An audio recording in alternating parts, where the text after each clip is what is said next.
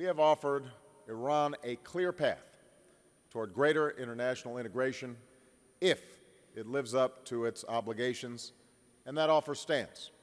But the Iranian government must now demonstrate through deeds its peaceful intentions, or be held accountable to international standards and international law. Tough talk from President Obama this morning in Pittsburgh, but is Iran listening, and is anything going to change? President Mahmoud Ahmadinejad already reacting, saying that that kind of talk is a mistake. Top Line starts right now.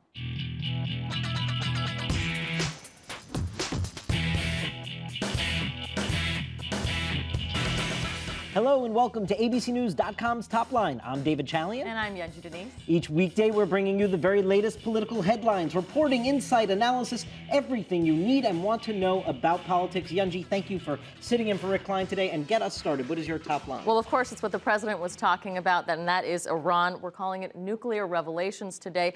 Iran admitting to building a previously undisclosed uranium enrichment facility. The president, along with his British and French counterparts, denouncing that move. But Ahmadinejad already telling Time magazine that that kind of tough talk, definitely a mistake. Now, we did see a little movement this week when the president was at the UN with Russia, a little bit of a hint that they understand sanctions may be inevitable here. China, we have not yet seen movement on. I think that's the player we're supposed to watch now, see if they'll get on board, because clearly the administration is hoping this emboldens their case for sanctions. Missed deadline, another foreign affairs headache for the White House. The Guantanamo Bay, the prison at Guantanamo Bay, Cuba, where we have these terrorist detainees. As you know, the president, Yunji, when he came into office, he said, a year from now, I promise you, Gitmo closed. Self-imposed deadline. Self-imposed deadline. He said it. A year after the inauguration, he wanted that. They're going to miss that deadline. George Stephanopoulos reports this morning that a senior White House official tells him that they know they're going to miss that deadline. They're not going to be able to sort of throw a padlock on Gitmo. And one of the players in the White House who seems to be getting damaged in this fallout is Greg Craig, the White House counsel. He's the one that was in charge of the Gitmo policy. He's the one that fought for that deadline. And it seems to be it's no longer part of his portfolio. And I'm not sure he's going to be White House counsel for all that much longer. Absolutely. And this is definitely a campaign promise that the president made repeatedly, something that he's going to have to be held accountable to. Moving on to Joe Biden. Oh, that Joe, loose lips from the vice president, making two somewhat gaffes yesterday, saying perhaps a little too frankly that if the Recovery Act fails, he told state leaders yesterday, then I'm dead. Then later on in the evening at a Democratic fundraiser for three folks from Virginia, he said that he had campaigned for Democrats in the past that were, quote, turkeys. Yes, not all Democrats are equal, he says. You know, every time Joe Biden gets out there, there is always a high potential that he's going to say something where he sticks his foot in his mouth a little bit. This, of course, coming on the heels of that comment earlier this week at a fundraiser, I think on Monday in Delaware, where he basically endorsed the Republican talking point that the Republicans have a chance in 2010 to stop the entire Obama-Biden agenda. At this point, you just think that the president is hoping that the G20 and all the events in New York this week eclipse this message. Yes, he's down in Georgia today surveying some storm damage. I think the White House is probably happy with that. And finally today, getting the nod. Sonia Sotomayor, the new Associate Justice on the United States Supreme Court, sits down with C-SPAN. C-SPAN has been sitting down with all the justices, part of a project they're doing to sort of record this oral history of the court. And Yunji, she tells a fascinating tale of the day she gets the call from Obama that she's going to be his pick. Her family has been at the ready. They have their bags packed. They didn't know, do they get on the plane or not, because the call was never coming all day long. She finally gets the call late. She has to get in her car. They don't want her to fly to Washington because they feel like folks like us might be staking out the airports. Drives in a torrential downpour, gets lost. She got here at like 2:30 in the morning. I mean, it was an unbelievable story. Well, she just has there's so much interest in her, so much buzz about her, not only because obviously she's a woman, she's the first Hispanic, but also because she just has this personality that I think really lends itself to media. I think there'll be a lot of people who are really seeking her out, trying to get her to do more of these kind of interviews. Which is interesting because usually those folks, those 9 folks that sit on that bench are not, you know, they're a little media shy. Resident, yes. And we've already seen her dancing on some videos, so it'll be interesting to continue to watch her. We're going to begin, though, with Congressman Aaron Schock, Republican of Illinois. I always love to be able to talk to the congressman from Peoria because we get to say, how is it playing in Peoria, sir? But thank you very much for being here, Congressman. I do want to begin with actually some breaking news out of your district from last night, adding to sort of the list of international concerns this week for the president, is a little bit of this homegrown terror. We've seen different cells getting busted up by law enforcement, and last night we learned, separate from the New York plot, there was a 29-year-old arrested who had targeted the federal building in Springfield, and we understand that your offices there are part of the target. What more do you know about that right now, and is that a fully busted up cell, or are we concerned that there's still some remnants of an al-Qaeda cell in Springfield? Well, Yunji and David, it's good to be with you. Thanks for having me on.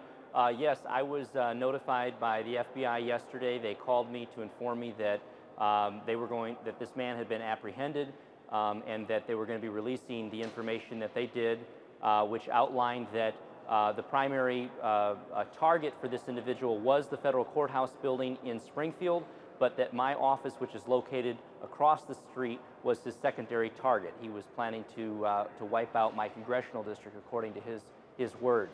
I couldn't be more pleased with the good work of the FBI. This is an individual who, from what the FBI told us, is an American citizen who was radicalized while in prison and came out committed to jihad and committed to committing acts of terror. And I think it speaks to not only the ongoing threat to America, but also the concern that many of us in Congress have with the president's attempt to close Guantanamo Bay and move more of these prisoners and these terrorists back here into our country, back into our local prisons, and what effect that may have on the security for our country and their ability to win over and proselytize, if you will, while in prison. I'm sorry, so you don't believe that Guantanamo Bay should be closed? No, I do not. I visited Guantanamo earlier this summer with a Democratic delegation on the Intelligence Committee. A number of us Republicans went along as well. And the facility there is state-of-the-art. Many of the atrocities that unfortunately were committed in other facilities have never been committed at Guantanamo Bay. There's never been, sleep deprivation or waterborne. It's a first-class facility. It's nicer actually than the federal prison in my hometown. And we need a facility to keep these very bad men and women. And I don't think there's a better place than Guantanamo. But Congressman, surely you're not saying that you don't believe that the federal government here in the United States couldn't do a good job and couldn't secure these prisoners. I mean, presumably these folks, if they were a threat, would be held in solitary confinement or something comparable. What is the actual concern? That they would break out, that they would convert other prisoners? I mean, do you have faith in the U.S. prison system?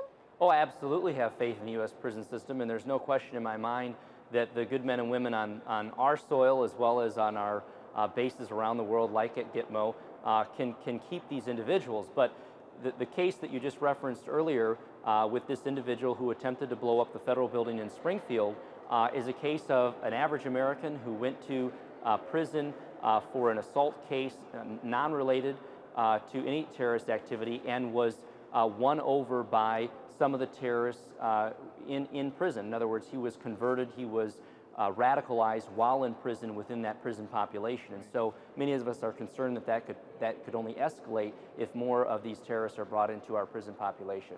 Congressman, I want to turn your attention to healthcare and ask that question about how it's playing in Peoria, if you will let me. I want to get a sense from you. Every Republican I speak to seems to say, oh, no, we have to have health care reform. It just can't be this version that the Democrats have passed in the House. Do you sense an ability for there to be any kind of Senate-House compromise where they come out of conference with a bill that you could get on board to say, see, folks, I told you we do need health care reform. I'm going to vote for this package? Sure. Well, first of all, I'm from Illinois, which is a very blue state. Prior to being in the Congress, I was in the state legislature and passed a number of bills only because I was willing to compromise. So I don't believe in holding out for a perfect bill, because the perfect is the enemy of the good, and you're never going to have a perfect bill. So I'm fully willing to vote for a good health care bill. That said, the majority has to engage our side of the aisle. They have to be willing to negotiate. They have to be willing to give and take. They have to be willing to hear our amendments. And just as what happened in the stimulus bill and cap and trade and some of these other bills, Speaker Pelosi and the majority right now have been really pushing their plan with very little input on our side of the aisle. Despite the president's speech a week ago to Primetime America, and despite the 5 visits that he made to the morning talk shows last Sunday, he continues to push, in essence, the same plan. including the public option and many of the original proposals. Unfortunately, most Americans don't support that public option, which is why, despite a 50-seat majority in the House, Speaker Pelosi and the majority have failed to pass it. So I think once they moderate the bill, once they take out things like the public option, I understand in the Senate now Mr. Schumer and some of the others are going to plan to force the vote next week on the public option. Yes. I predict that will fail based on the fact that four of the Democrats so far have already said they're not going to vote for the public option. Once that happens, I'm hoping that we can get the majority to move off the dime, give up the public option, and move more towards the center ground, which is what the president's talked about, that 80% that both sides agree on. And I think if we get a bill that focuses on 80%, that you're going to see Republicans and Democrats come together. Congressman, we're going to move to just one lighter note. I've got here the new issue of Capitol File, and you are featured prominently in it. There's a profile of you. It says you listen to Justin Timberlake and Beyonce. How do you reconcile your age on the Hill? Obviously, you're one of the youngest members that's there. And what is that like? Well, I think it's a privilege to serve here at any age. Obviously, it's a thrill to be here. I've gotten a little bit older since I was elected. I turned 28. But, you know, we need more diversity in government.